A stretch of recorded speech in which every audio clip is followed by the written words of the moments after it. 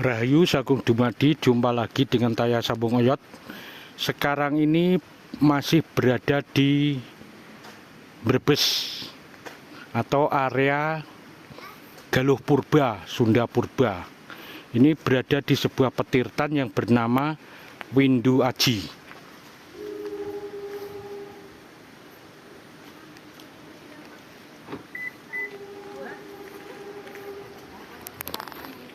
Di sini murni sebuah sumber mata air atau petirtan.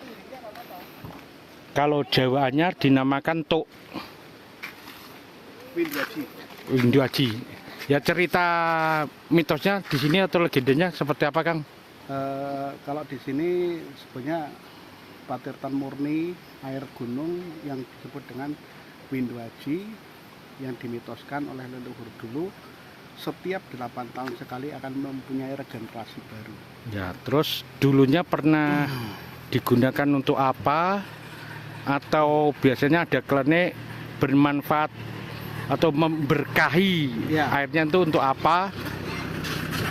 Rata-rata air itu dipakai untuk mudik, kayak misalnya orang pengen punya keturunan atau apa kesuksesan, rata-rata ada di atas sana. Ya. Mereka menyepi beberapa malam Di punden itu ya, di punden ini.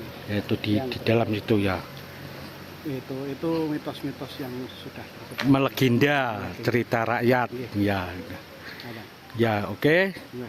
Itu versi dari sebuah legenda atau cerita rakyat. Kalau menurut saya secara ilmiah, di mana ada petirtan yang sebesar ini, pasti di sini ada peradaban atau kehidupan manusia.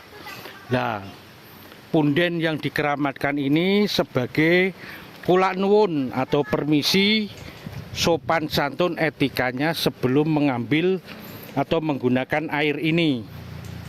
Walau bagaimana, air adalah sumber kehidupan, lambang dari sebuah kehidupan. Nah, ini sebuah punden, bukan makam, bernama Eyang Braja. Braja itu artinya api. Berarti kalau menurut saya, kalau mau mengambil air di petirtan Windu Aji ini, di sini atau menghormati dengan alam di sini, terutama air, dengan menggunakan membuat perapian atau sejenis membakar menyan atau membakar dupo dan lain sebagainya. Nah, ini menurut saya seperti ini tempatnya terlindungi, jadi mata airnya sangat terjaga dengan sangat melimpah, bersih. Dan saya tetap ada kecurigaan, bukan hanya kecurigaan, tapi yakin menurut teori, tidak jauh dari sini ada sebuah peradaban besar. Entah itu, kalau era sejarah berarti ada sejenis candi. Kalau era prasejarah berarti di sini ada punden berundak. Ya, seperti itu menurut perkiraan saya, bukan perkiraan tapi menurut teori ilmiah kearkeologan tentang peradaban manusia. Nah, ini di sebuah lembah.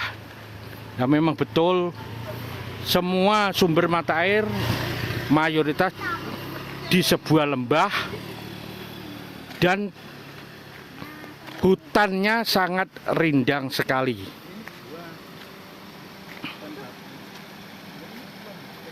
Jadi ini saya akan mencoba mencari titik pusat peradabannya, entah nanti berupa candi atau berupa punden budak. Karena di sini wilayahnya atau areanya itu area Galuh Purba atau Sunda Purba. Kalau di Jawa Tengah itu era kerajaan Purwacarita, era sebelum Masehi, sebelum sejarah. Semoga saja nanti bisa kami temukan. Taya mau bilang apa? Enggak. Kok enggak? Keren. Nah, semoga kami bisa menemukan titik peradaban yang tidak jauh dari sini. Yang positif, tidak jauh dari petirtan ini, kalau tidak ada candi ya punden bundak.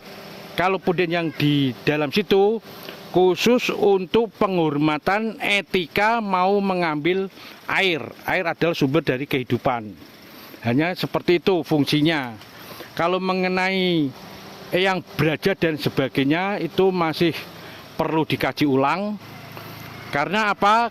Karena yang namanya danyang itu asal usulnya juga manusia, leluhur kita. Entah dulu yang bajra, yang mangku atau yang bertanggung jawab tentang kelestarian sendang ini kemungkinan besar juga seperti itu. Tapi belum tentu Abu Layon beliau dikubur di situ. Hanya saja ketika yang bajra ingin ada warga atau pejabat mau memanfaatkan air di sini, beliau beretika atau bersopan santun sebelum mengambil air atau memanfaatkan air ini melakukan sembah terhadap Tuhan Yang Maha Esa berada di tempat itu. Lah, itulah logikanya. Saya cukupkan liputan saya ini.